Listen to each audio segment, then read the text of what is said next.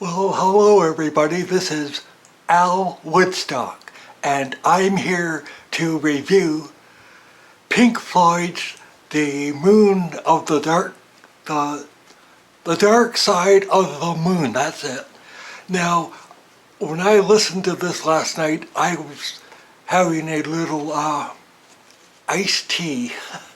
Yeah, iced tea, and I just went on a trip, I tell you. Excuse me.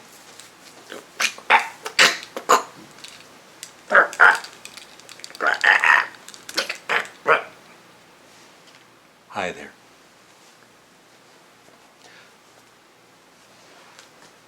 That was just a little comedy for the intro. Welcome to Pink Floyd album reviews, this time for Dark Side of the Moon. By the way, found it. By the way, one of my Facebook friends, Rob Morgan, he was in a band called The Squirrels, and they did a parody album of The Dark Side of the Moon a few years back, and it is really funny. If you like Led Zeppelin, it's kind of similar to that, but they remake The Dark Side of the Moon. The musicianship is awesome. It's kind of like, almost like Frank Zappa slash Led Zeppelin kind of vibe to it. And here it is. It is called The Not So Bright Side of the Moon. And there's Rob Morgan. So I'm not sure if you can still buy this online, but the album, you can hear it on YouTube if you do a search for it. But I'd prefer you actually buy it because it's well worth buying. Now I've played this album a lot of times in my life, but I had not listened to it in a few months. And last night, with headphones, and you know what? It's not a very good album. It really isn't. Got you again! This, ladies and gentlemen, is one of the greatest albums of all time. I think it was always in my possibly top 10, but you know what? If you said this is the #1 greatest album of all time, I will not argue with you. I think it's for me, oh boy, maybe not #1, I'm sorry, Abbey Road's #1 for me, but it would be in the top 5. It's just, there's no words for it. It's probably the greatest concept album of all time. I'll go through the songs quickly. Speak to Me, great intro with that heartbeat and everything, and Breathe, In the Air.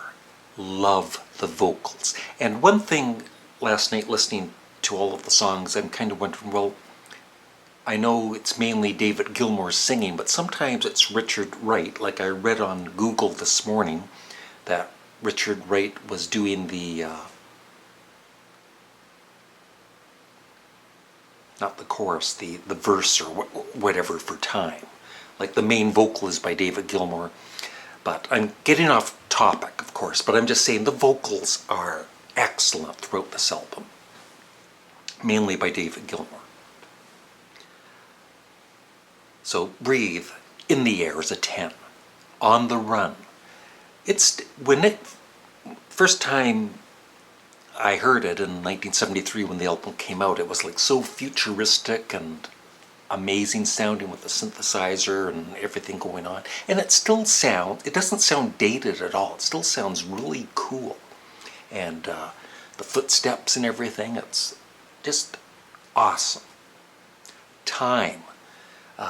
When those, you kind of prepare yourself now with all the different clocks going off because it gets really loud, but it's still kind of a shock. And I would say possibly the vocals by David Gilmour and Richard Wright on Time are their best in Pink Floyd, or close to it. It's a 10 out of 10. The Great Gig in the Sky. If someone said that is the greatest vocal performance of all time, I can't argue with you, even though there's no words. She's just kind of